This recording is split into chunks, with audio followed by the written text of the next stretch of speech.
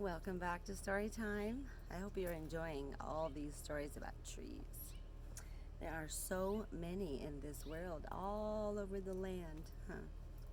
Today I have A Grand Old Tree, written by Mary Newell De Palma. She did the pictures too. She illustrated it. Let's get started.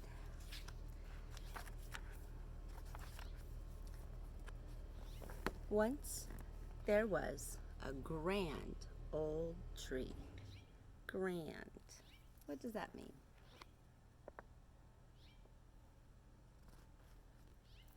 Well, it was big and beautiful. Do you see it? Do you have a grand old tree? Maybe in your neighborhood you do.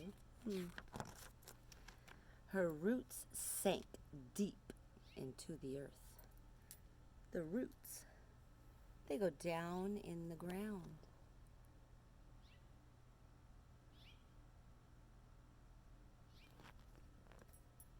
The trees, they use the roots to get water.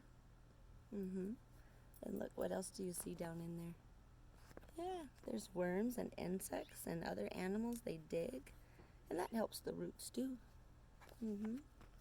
Her arms reach high into the sky, way up high. She was home to many creatures. Birds nested among her branches. What are creatures?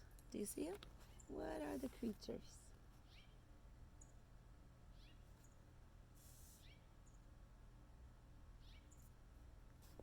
Let's see, I see squirrels, owls, birds, caterpillars, and ladybugs.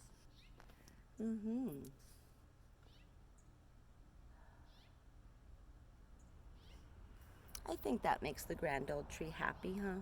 To have all those animals living in there and using her tree, putting nests, making homes. The squirrels scurried through the leaves, and the caterpillars and ladybugs crawled about.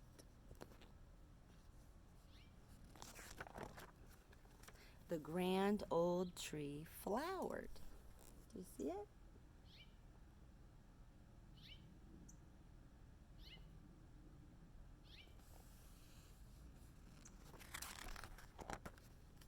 And it bore fruit. Do you see it? The tree makes fruit. It has fruit hanging on it.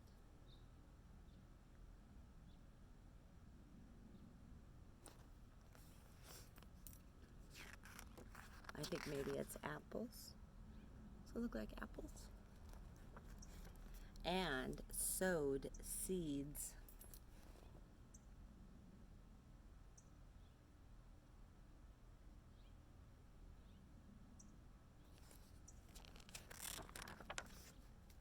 They changed the landscape for miles around, perhaps even farther than the old tree knew.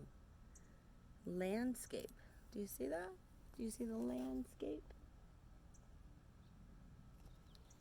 It's a large area of land where things grow.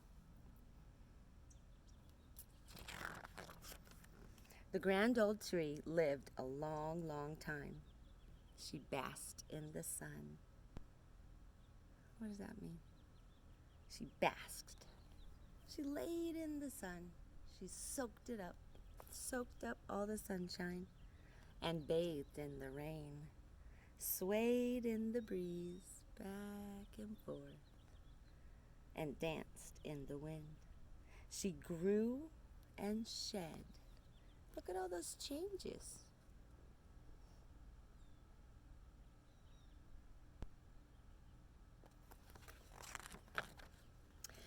Many millions of leaves, and at last the grand old tree was very, very old.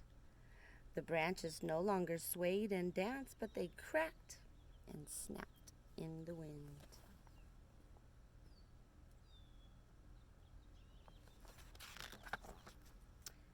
Finally she fell, and snow gently covered her. Do you see it? Just fell right there in the forest. The old tree died. she no longer flowered, or bore fruit, or sowed seeds.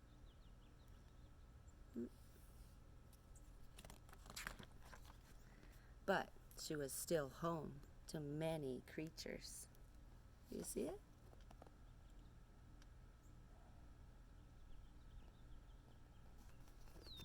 After living through many, many seasons, the tree still helps creatures,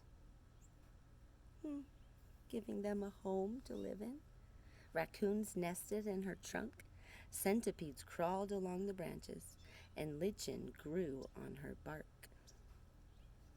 Lichen.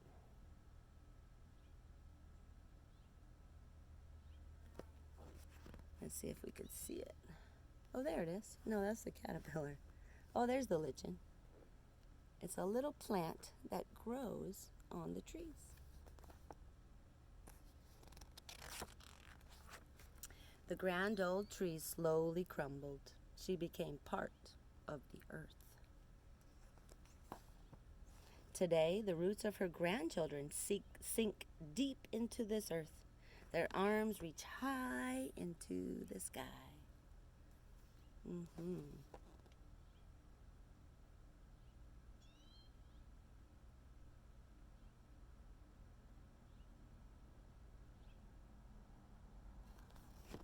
So the grand old tree has children that grows from its tree and grandchildren from the seeds.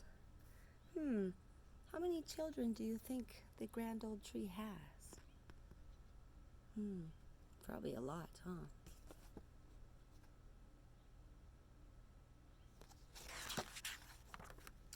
They are home to many creatures. Just like the grand old tree. Oh, look it, and there's a new seedling. How do you think it gets there? How do you think the seedling gets from the tree all the way back to the earth? What do you think? You see it?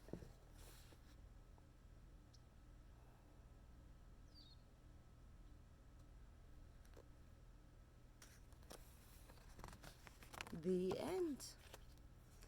So we saw the grand old tree and how it grew and grew with its seed and changed through all the seasons.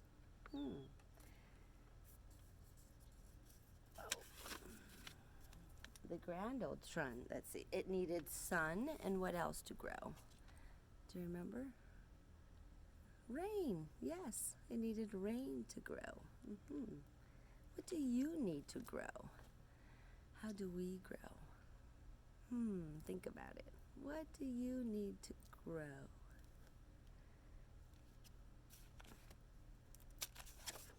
Another question to think about is all these creatures. Why are trees so important to so many creatures? And what can we do at home to help more trees grow? What can we do? We'll have to talk about that more. Thanks for joining me. I hope you enjoyed it. See you soon. Bye-bye.